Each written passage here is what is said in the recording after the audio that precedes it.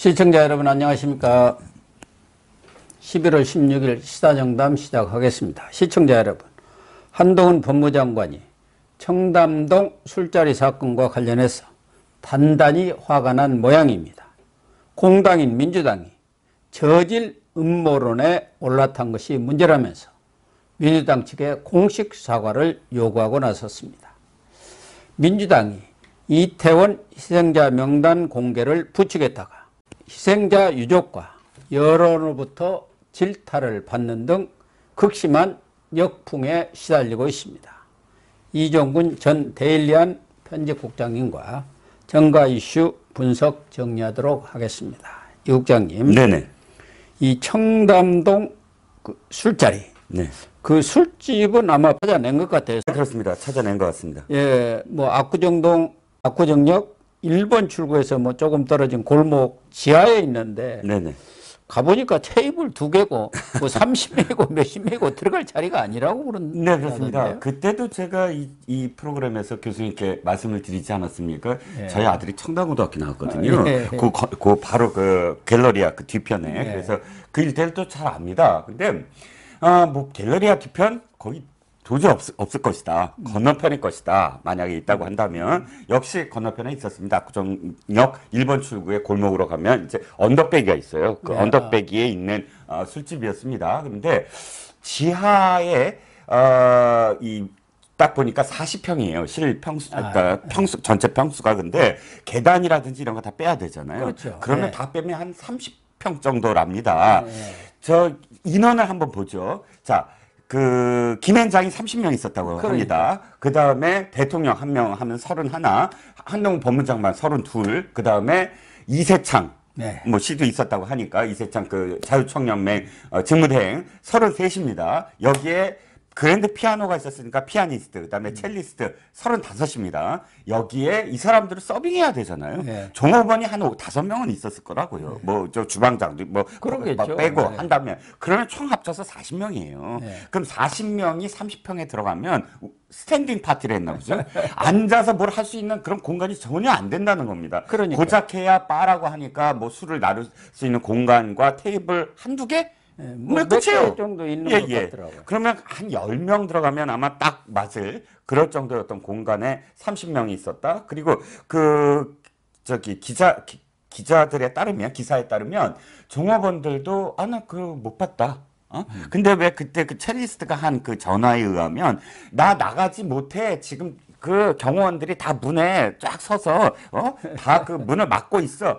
경호원들이 있을 정도라면 종업원이 모를 리가 없죠. 그렇죠. 글쎄 난리가 났을 텐데.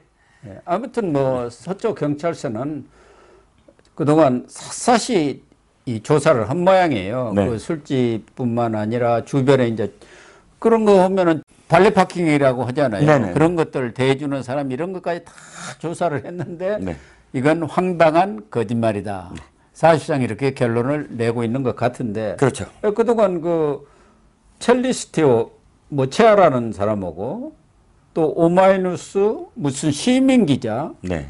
그리고 그 헤어진 남친이라는 사람들 네. 이 사람들이 주고받은 뭐 그 문자가 나왔죠. 문자 그거 보면 완전 이게 삼각애정 썬데이 서울 같아서 참 참. 저급한 수준이라 결국은 그 세 사람의 그 이 녹취록을 제가 일일이 말씀드리면 좀 민망해서 결론적으로는 이거죠. 그러니까 그 시각에 추정입니다만 그 오마이뉴스의 모 씨와 그 다음에 첼리스트가 함께 그 시간에 있었고 늦게 아마 그까지 있었던 상황에서 이 첼리스트가 변명을 하느라고 늦게 변명을 하느라고 자기가 대통령과 함께 있었다, 뭐 법무장관과 함께 있었다 이렇게 얘기한 모양입니다. 그런데 참 그 비열한 게 뭐냐면 이 남자친구라는 사람이 그 사실을 알고 있었던 거예요. 왜냐하면 이 오마이뉴스 기자, 시민 기자라는 사람한테 추궁을 한 거예요. 왜 그 시간까지 안 보냈느냐?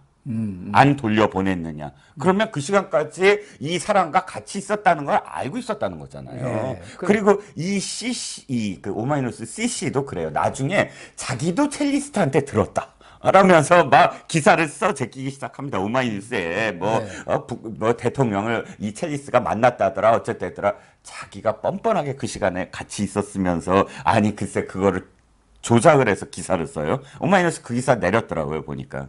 오마이뉴스는 이 시민 기자라는 사람을 또 취재원을 예. 해가지고 또 뭐 인터뷰 기사까지 인터뷰 기사까지. 썼지 않습니까? 그렇죠. 이런 좌파 언론들이 참, 뭐 대표적인 좌파 언론이라고 떠들고 앉아 있으니까 그 수준은 알만한데요. 아무튼 한동훈 이 법무장관이 어떻게 보면은 가장 피해자 아니겠습니까? 그렇죠. 뭐 윤석열 대통령은 대통령으로서 품격도 있고 그러니까 그건 아예 언급도 하지를 않았습니다만은 지난번에 딱 한 번 언급했죠. 네, 대통령으로서 언급할 가치가 없다. 뭐 가치가 이런 없다 이렇게 얘기를 했는데 예, 예결위에서 이 문제가 제기가 됐어요. 네.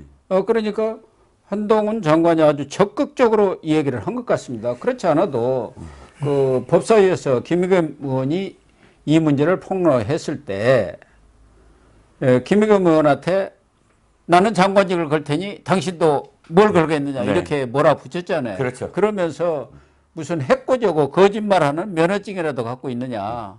늘 던져놓고 마구잡이로 던져놓고 주워담지를 못하고 있지 않느냐 그런 얘기도 했고 그 이후에 이 김의겸, 황운하 두 의원을 가르쳐서 직업적 음모론자다. 네. 이렇게까지 얘기를 했는데 아주 예결위에서는 착신 발언을 한 것 같아요. 네, 그렇습니다. 아예 사람들을 적시를 했어요. 예. 그러니까 저는 이게 앞으로 고소할 사람들의 명단이 아닐까 싶고요. 자, 이렇게 아예 김의겸, 너무 당연하죠. 김의겸이 시작했으니까.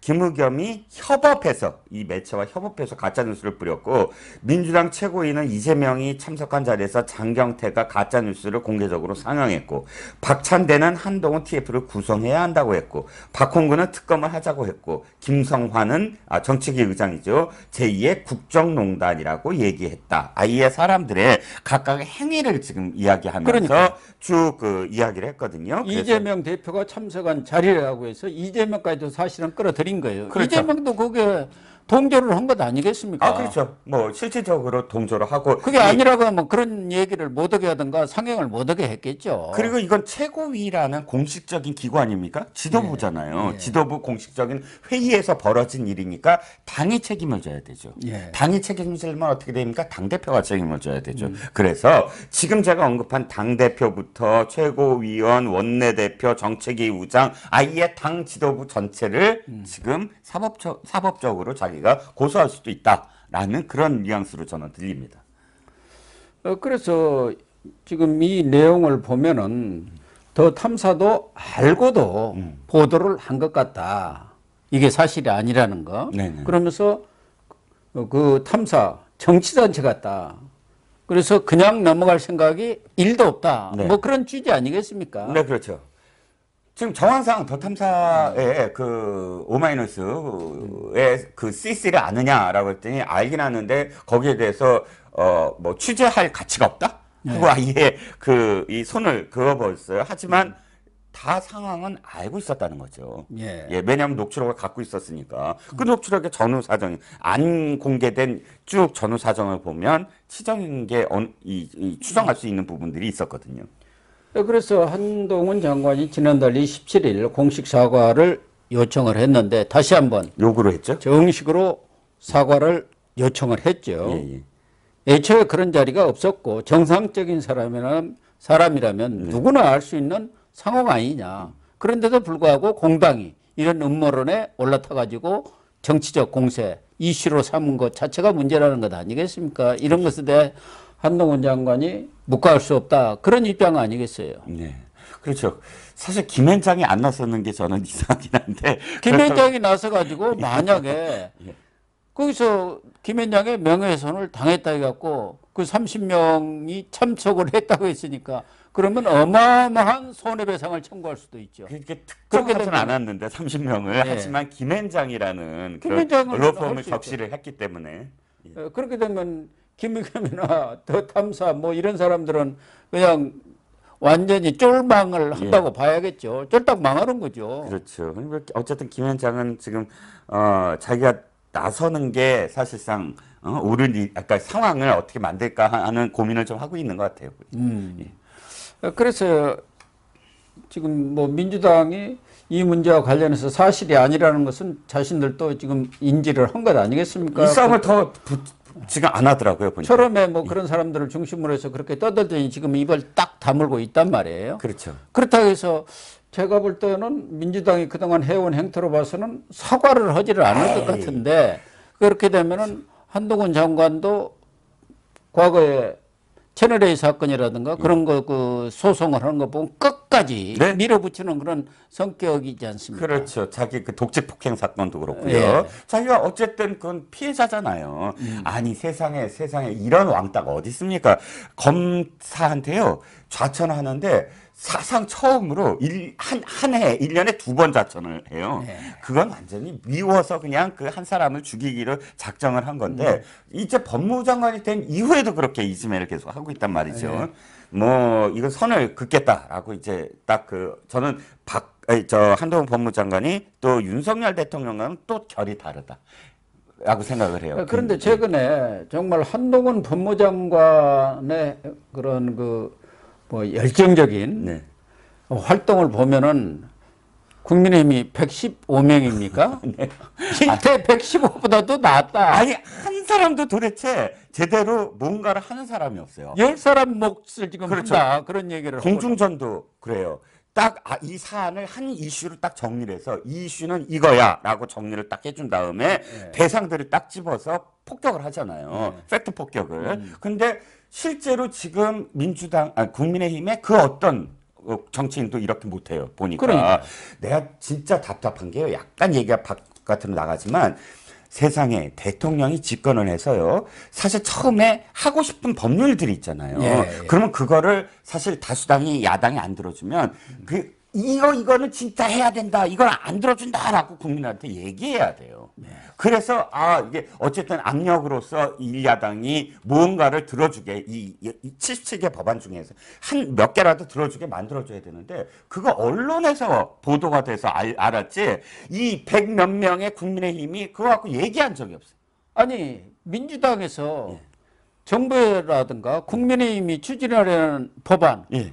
단 한 개도 처리를 안 해줘. 근데 그걸 왜 국민의힘이 아무 말도 안 하냐고요, 지금까지. 언론에서 보도돼야 그게 알게 만든다면 이건 국민의힘이 뭐 하고 있냐는 거예요. 저는 뭐 오래전부터 국민의힘 저런 식의 무기력한 정당 오히려 국정의 발목이나 잡고 있는 정당 같으면 그런 게 어떻게 집권당 역할을 하겠습니까? 이준석도 물러났으면 이제는 그렇죠. 제대로 역할을 해야 돼요. 이제는 이준석 일을 쫓아냈잖아요. 그럼요.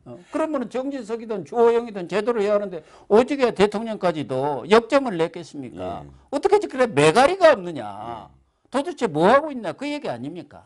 그래서 사실 맥이 보이는 건 한동훈 장관밖에 없다. 그리고 또 한 가지 뭐냐면 그 기자들이나 뭐 좌파 언론이나 한동훈의 일거수일투족을 지금 추적을 하고 있거든요. 뭐 스토킹도 하고 있고요. 그런데 사실 국회 나가서는 사진 기자들이요 완전히 이렇게 땡겨갖고 혹시나 누구 욕하는 글이 없나, 혹은 딴짓하지 않나. 권인숙이라고 기억하시죠? 옛날에 성고문 사천서 성고문 사건의 당사자 그 권인숙이라는 의원 배지 달고서는요 오락해갖고 그 오락에 사진 찍혀서 게임하고 있는 게 사진 찍혔죠. 예, 찍혔는데 한동훈이 사진 찍혔습니다. 드디어 한동훈 장관이 뭐 메모지가 그대로 지금 찍혔는데 실망 많이 했을 거예요. 좌파에서는 뭐가 나왔습니까? 누가 욕을 하거나 뭐 진짜 이래야 되는데 하나 조목조목 이 메모를 한 거예요. 뭐냐면 이 불법 명단 공개가 법적으로 어떻게 될 것인가. 이거를 조목조목 쓴 거예요, 자기가. 예를 들어서 이게 공적 인사가 개입했을 것이다. 공무원이 그러니까 훔친 게 아니라면 공무원이 유출했을 가능성이 크다. 그러므로 이것은 공무상 법적 문제 가능성이 클 것이다. 근데 유족들에 대한 2차 가해가 심각하다. 이런 조목조목 그게 메모가 돼 있는 거예요. 그러니까 민주당 의원들이 한동훈을 공격한다고 나온 거 보면은 법사위든 내교든 어디선 팩트 자체도 확인하지 않고 와가지고 덤벼들었다가 펀펀이 당하잖아요. 한동훈 장관은 국회에 나와서도 본인이 예상되는 질문들에 대해서 꼼꼼히 찾아보고 조사하고 그것도 또 머리에 기억에는 한계가 있지 않습니까? 그래 꼼꼼히 메모해와 거기에서 더 딱딱딱 답변을 하니까 그냥 나가 떨어지잖아. 개업해 이렇게 당하고 말잖아요. 완패를 지금 당하고 있는 게 바로 그런 점이죠. 그렇습니다.